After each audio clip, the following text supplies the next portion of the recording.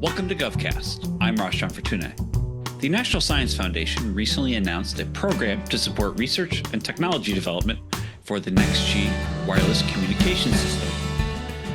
NSF announced that it will invest, in collaboration with industry and academia, up to $100 million in technology spanning the user, edge, core, cloud continuum.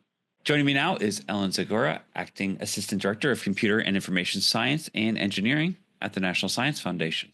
Welcome to the show. Thank you for having me.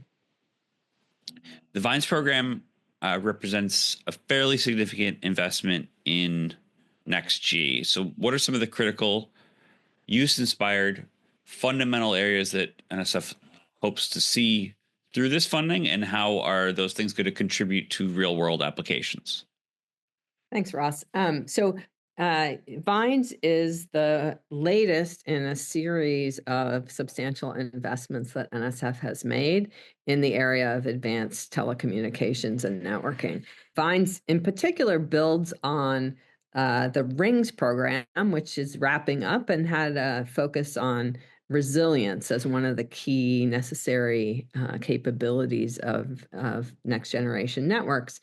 In the case of VINES, we're adding focus on AI and AI native networks. And that's because the effort to maintain and networks in operation is very high in the time of people. And so, being able to add AI as a way to help automate some of the processes of network operations, network troubleshooting, is the way that we think we can get some real advantages in cost and in reliability, availability of networks. In the use-inspired category, as you know, there is just almost no sector that isn't touched by and leveraging communication networks. And that increased reliance has come about sort of both as a push and pull on the characteristics and capabilities of networks. Networks got more reliable, different use sectors opened up in terms of being able to utilize them for business. We think now about how much of our entertainment we get over the internet as opposed to on a broadcast television channel, and that's because video streaming and video delivery pushed networks to improve their reliability, their bandwidth, their services, and vice versa. As networks got more capable, it opened the door for new economic development and new use of networks. So we're really hoping that the community will broadly imagine new use cases, potentially in existing domains. It's they're so prevalent, we're not necessarily going to see some out of the box new domain, but in existing domains, ways that that networks that are faster, more reliable, more available could support really interesting use cases, whether they come from, say, an agriculture sector, healthcare sector, transportation sector, all these spaces where networks can really be an enabler of new capabilities. The program announcement talks about resiliency and agility and security. Could you sort of dig into that a little bit more, what that means in terms of NextG specifically and why they are so critical for the next generation? Yeah, I mean, let's talk for a minute about security and privacy. We as we, for instance, leverage networks to allow us to gather data, connecting this into AI, right? AI is driven by data. And so as we use networks to collect data, packet level data, that data is connected to the people who are using those networks, things that they're doing on networks. So, potentially opens up some privacy issues. If we want to make use of data to help drive AI solutions in the network, we need to be careful about how we're making use of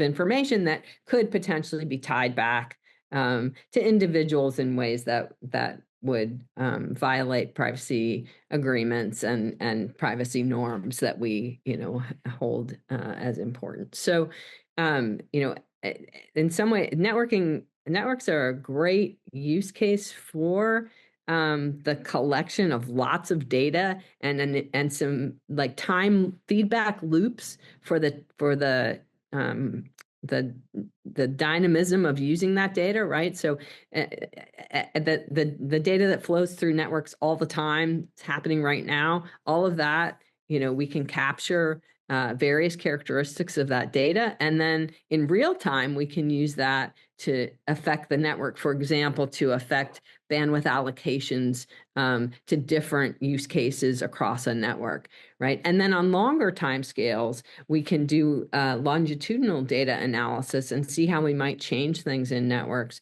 that don't happen on a second to second or even millisecond to millisecond basis, but rather things like provisioning new networks. One, accessibility is called out in the solicitation as an important characteristic, and so where do we deploy new networks? Where do we see new needs arising, and so that we want to shift capacity? So those are longer time scale uses of data, but as I said, that the networks produce a tremendous amount of data. There's lots of places where we could see using that data to improve both millisecond to millisecond operation, but also day-to-day, month-to-month timescales.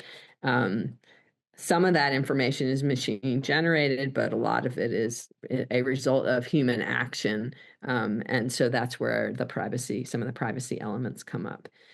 We've got some interesting funding on privacy preserving data analysis. That's in separate programs from this one, but NSF has a privacy preserving data access and sharing program, PDASP.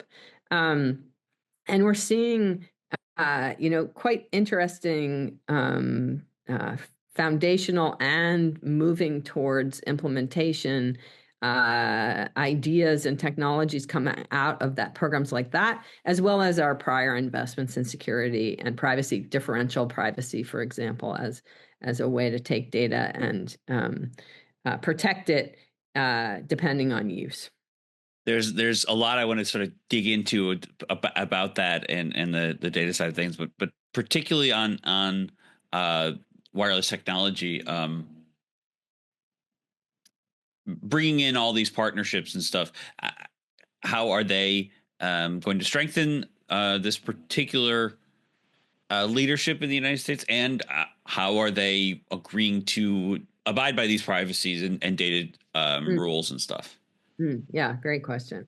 So I referenced the RINGS program. That program had a really vibrant collection of industry partners and also federal partners.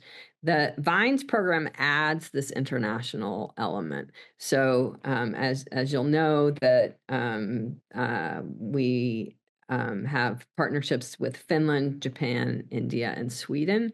And all of them have committed resources. So one very immediate advantage to having those partnerships is that it allows us to leverage our dollars. So, in proposals that are joint between a U.S. researcher and an international researcher, we will cover the U.S. researcher costs, and then the other country will cover those costs. So it really lets us take our dollars here in the U.S. and stretch them further.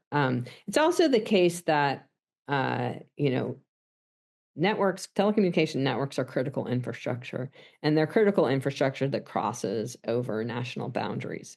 When we talk about resilience, availability, security, privacy, as you noted, it's often at these seams between one country and another, or one ISP and another. The seams are often a vulnerable point. And so by partnering internationally, we have a chance to try to strengthen the approaches that we use, not only to how we operate networks, say in the US, but also how they interoperate, because that interoperation is essentially the technical that's the technical point where the seams show up, is in interoperability. So we're really excited to have these international partners and to see their resource that they find it valuable also to add resources. Ultimately, standards are one of the ways that these critical infrastructures crossing national boundaries get formalized. And in networking, the standards can be pretty much king. That's and if being able to inform standards processes through evidence of that comes out of research, and knowledge, wisdom that comes out of research, can be very powerful. The standards processes are complex, of course, and there are a lot of voices and interests and stakeholders at play, but the networking research community has a long history of influencing the development of standards, and in ways that really make it exciting on the researcher side, right? To be working on something that would have a pathway into a standard. But I think also vice versa. It really benefits the overall ecosystem when we can get some folks able to take a little more of potentially a little longer term view, and come up with things that then make their way to industry and really to great benefit. Software-defined networking is perhaps one of the best relatively recent examples of that. Started really as a research effort in U.S. universities, Stanford, Princeton, and others, and really has revolutionized the way networks are managed and run. Yeah, NextG certainly, the software-defined networking and the spectrum and energy consumption. There's all these challenges that are coming through when developing NextG wireless systems. How is NSF going to encourage proposals that address some of these and work within this wide array of unique issues?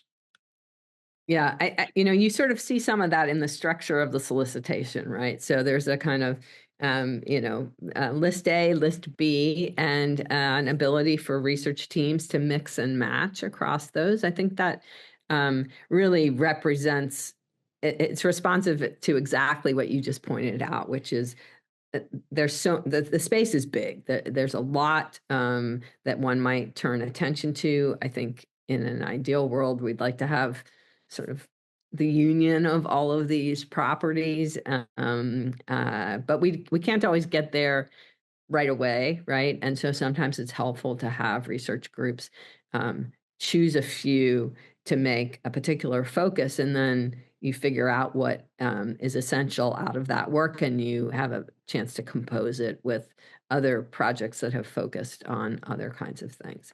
I think and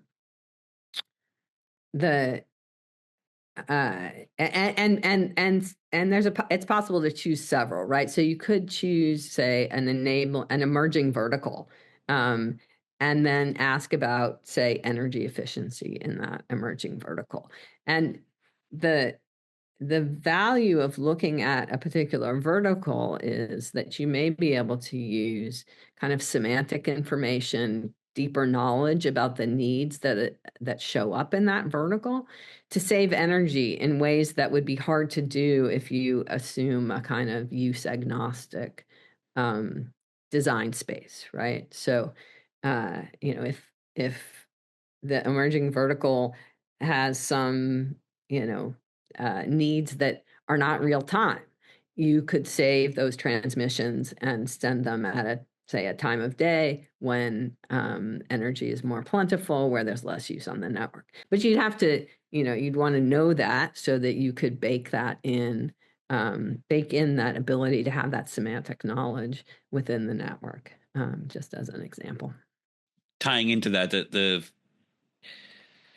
NextG and the sort of broader future wireless systems the evolution is so quick. Obviously, that's why the research is critical. But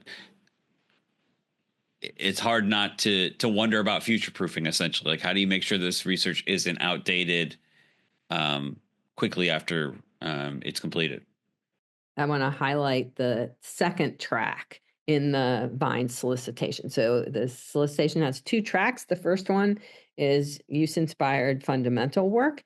And that might sound like an oxymoron, but actually in networking, we're really accustomed to having almost everything we do. We're always holding uses in our head as we are doing that fundamental work. So use-inspired fundamental work, and then track 2, which is really about vertical technologies and industry, and trying to encourage the development of demonstrations and beyond that would really help with the transition of ideas into industry. Targets higher technology readiness levels than fundamental work, but we see so much crossover. So these divisions are blurred. You see a networking researcher go start a company, right? That's taking fundamental ideas and pushing them up the technology readiness level. So the track 2, these are much larger awards, and they're really meant to help us translate ideas that exist or are emerging from the research world and demonstrate their utility in ways that might help facilitate take up on the industry side. So TIP is the Technology Innovation and Partnerships Directorate. They're the lead on track 2, and their sort of reason for being is to try to help get translational work, take the science and help bridge that chasm between the lowest TRL levels where researchers are most comfortable and the high TRL levels that represent, being in the marketplace. That makes sense. That it's certainly broadens and makes the research, I imagine, much more useful around this collaboration of industry, academia, and government. The set of countries have signed, not relative to this particular solicitation, but in the past, signed 6G agreements committing to principles. So to your question earlier about privacy, I think that type of a statement is one that gives us some assurance that there's a like-minded nature to the collaboration that we can lean on and hope we will see showing up in the way research is conducted. So that's something that's quite helpful when we work in this space. Maybe I'll also say, I think the RINGS program was quite novel for its inclusion of a large set of industry partners. That is another way that we see translation happening, right? So industry partners being directly connected into teams. That would not happen on the track 2 side. That's a track 1 a feature. But ability to have industry representatives attending research meetings or attending monthly research update meetings. We've heard many wonderful stories of how valuable that has been on both sides, to the researchers and to the industry reps. So we're really grateful to Ericsson, Intel, and Qualcomm for their partnership on this particular program. And we also, as you see, have a large number of federal partners who helped in the development of the solicitation. And a little bit of there are so many ideas and interests that came from those partners that's also contributed to the List A, List B structure to try to cover a pretty wide space, but then let researchers pick in that space where they see interesting problems and where they have interesting ideas to bring to bear. So it's really quite a program of connections and of collaborations, as you say, across industry, academia, internationally and into the government. So we're quite excited to see what the community brings to the table, and to advance next generation networks for economic competitiveness and benefit to all. Yeah, I'm sure the culmination of all of this is really important just for American technological leadership, and certainly like you said, the economic and other leadership there. Thanks so much for doing this. Thank you. Pleasure to talk to you.